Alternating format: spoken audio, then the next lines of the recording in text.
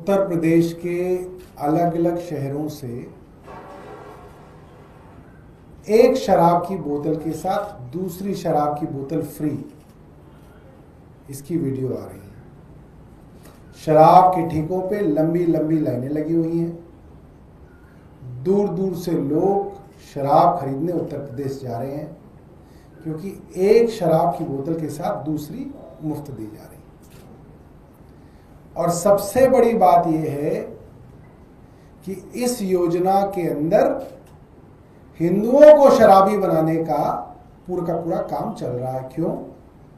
क्योंकि रमजान का महीना है, मुसलमान तो पानी भी नहीं पीते, शराब को हाथ भी नहीं लगाते। तो कुल मिला के जो हमारे हिंदू हैं उत्तर प्रदेश के अंदर, उनको शराबी बनाने की योजना पे दिन रात कार्य चल रहा है। एक शराब के साथ एक शराब की बोतल फ्री। और आप लाइन में लगे हुए लोगों के इंटरव्यू ले लीजिए, उनके नाम पता कर लीजिए, सारे के सारे लोग हिंदू हैं। मुसलमानों का तो रमजान का मौसम चल रहा है, उनका महीना चल रहा है रमजान का महीना।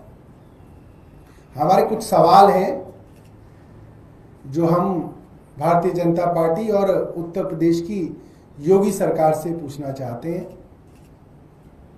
ये वीडियो इंटरनेट पे, ट्विटर पे, फेसबुक पे, यूट्यूब पे सब जगह चल रहे हैं कि उत्तर प्रदेश के अलग अलग शहरों के वीडियो, जहां पे शराब की दुकानों के बाहर लंबी लंबी लाइनें हैं और एक के साथ एक शराब की बोतल मुफ्त दी जा रही है। दो वीडियो तो मैंने ही देख लिए, एक मुजफ्फरनगर का वीडियो मेरे पास आया, एक नोएडा का वीडियो आया। अब तक योगी जी की सरकार ने इन शराब की दुकानों के ऊपर कोई कार्रवाई नहीं की है। तो हमारा सवाल यह है कि अब तक योगी जी की सरकार ने क्यों कार्रवाई नहीं की? उनके हिसाब से तो अब तक इन शराब की दुकानों पर बुलडोजर चल जाना चाहिए था। तो दूसरा सवाल हमारा यह है कि इन शराब की दुकानों पे योगी जी कब बुलडोजर चलाएंगे? तीसरा सवाल, अभी तक तो कोई कार्रवाई हुई नहीं, तो क्या योगी जी की सरकार ने भारतीय जनता पार्टी के केंद्रीय नेतृत्व से सलाह करके ये जो है 1+1 की जो पॉलिसी चल रही है ये चलवाई है? और अगर केंद्रीय नेतृत्व से सलाह नहीं ली गई है तो केंद्रीय नेतृत्व भारतीय जनता पार्टी का क्यों इसके ऊपर चुप बैठा है? केंद्रीय नेतृत्व इसके ऊपर क्या कार्रवाई करेगा? क्या भारतीय जनता पार्टी का केंद्रीय नेतृत्व उत्तर प्रदेश के अंदर एक शराब की बोतल के साथ दूसरी मुफ्त की योजना को रुकवाएगा? ये हमारे 5 सवाल हैं भारतीय जनता पार्टी, योगी सरकार और उनके केंद्रीय नेतृत्व से। और हमारी मांग है कि तुरंत भारतीय जनता पार्टी इस तरीके से लोगों को शराबी बनाने वाली ये जो पूरी की पूरी पॉलिसी चल रही है, इसको तुरंत रोका जाए। जो आदमी एक शराब की बोतल पीता, आज भारतीय जनता पार्टी की सरकार कह रही है नहीं, एक नहीं 2 पीजिए, एक सुबह पीजिए, एक शाम को पीजिए, एक के साथ एक मुफ्त। लोग पेटी की पेटी भर भर के शराब की बोतलें ले जा रहे हैं, पेटी की पेटी भर के। तो भारतीय जनता पार्टी बताए कि किन कारणों से उन्होंने फैसला किया कि उत्तर प्रदेश के अंदर लोगों को शराबी बनाया जाए, जो एक पीता है उसको एक और मुफ्त दी जाए। बहुत बहुत धन्यवाद। आपका कोई प्रश्न है? सर, आज योगी आदित्यनाथ का एक इंटरव्यू आया जिसमें वो कह रहे हैं कि मुसलमान यूपी में सबसे ज्यादा सुरक्षित, अगर हिंदू भी सुरक्षित है तो मुसलमान भी सुरक्षित है। इस पर आपका क्या कहना है? देखिए, उत्तर प्रदेश के अंदर तो एक शराब पीने वाले को 2 शराब की बोतलें दी जा रही हैं। जब इतने लोग शराब पिएंगे उत्तर प्रदेश के अंदर तो सुरक्षा व्यवस्था तो खराब होनी है। जहां जितनी शराब पी जाएगी सुरक्षा व्यवस्था उतनी खराब होगी, अच्छी कैसे हो सकती है? सर, इसके अलावा कल जब गृह मंत्री डिजास्टर मैनेजमेंट अमेंडमेंट बिल कल राज्यसभा में लेकर आ रहे थे तो उस वक्त उन्होंने कहा कि भगवा रंग देख के एनडीआरएफ की जो वर्दी है उसको देखकर लोगों को ये भरोसा हो जाता है कि अब वो बच जाएंगे, विपक्ष को ये रंग बात पसंद नहीं आएगी। और साथ में ये भी उन्होंने कहा कि अगर अगले 15-20 सालों तक तो विपक्षी दल सत्ता में नहीं आ रहे हैं तो सारे काम बीजेपी को ही करने हैं। देखिए, आरएसएस की जो ड्रेस है उसको भगवा कर देना चाहिए। क्यों वो खाकी पहन के जो है 100 सालों से जो है खाकी पहनते हैं, उनको भगवा कर देना चाहिए अपना। वो अमित शाह जो है ये सलाह जो है आरएसएस को दें, उनकी मातृ संस्था है तो वो कपड़े वो पहने। सर, कल बजट भी पेश हुआ है दिल्ली का, 1 लाख करोड़ का बजट दिल्ली सरकार ने पेश किया, इस पर आपका क्या कहना है? देखिए, बजट के अंदर एक बात तथ्यात्मक रूप से स्पष्ट हुई है, भारतीय जनता पार्टी की मुख्यमंत्री रेखा गुप्ता झूठ बोलते हैं। आप सबने उनका वीडियो देखा, जब उनसे पूछा गया कि महिलाओं को 2500 रुपये महीना कब से दोगे, रेखा गुप्ता जी ने कहा सरकारी खजाना खाली है। आपको याद है, खूब वो वीडियो चला था जिसमें उन्होंने कहा आम आदमी पार्टी की सरकार सरकारी खजाना खाली करके गई है। कल उन्होंने खुद अपने झूठ का पर्दाफाश कर दिया। और क्यों झूठ बोला मैं आपको बताता हूं।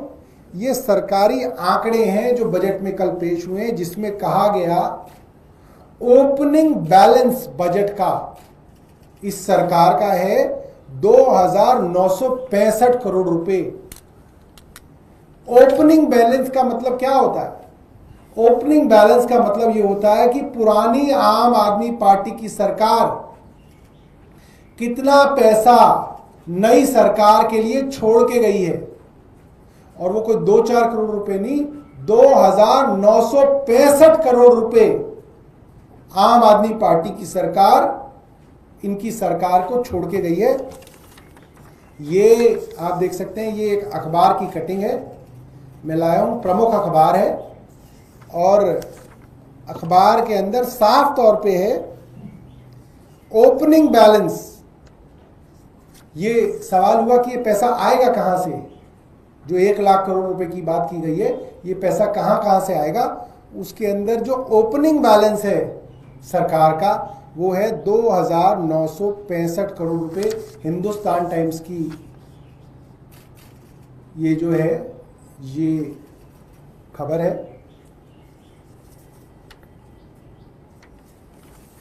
और कोई प्रश्न? सर, इसके अलावा एक और चीज कल देखने को मिली कि बजट में तकरीबन 15,000 करोड़ रुपए जो स्मॉल सेविंग्स फंड है, जो केंद्र सरकार की लोन की स्कीम है, उसके तहत दिल्ली सरकार लेने की तैयारी है।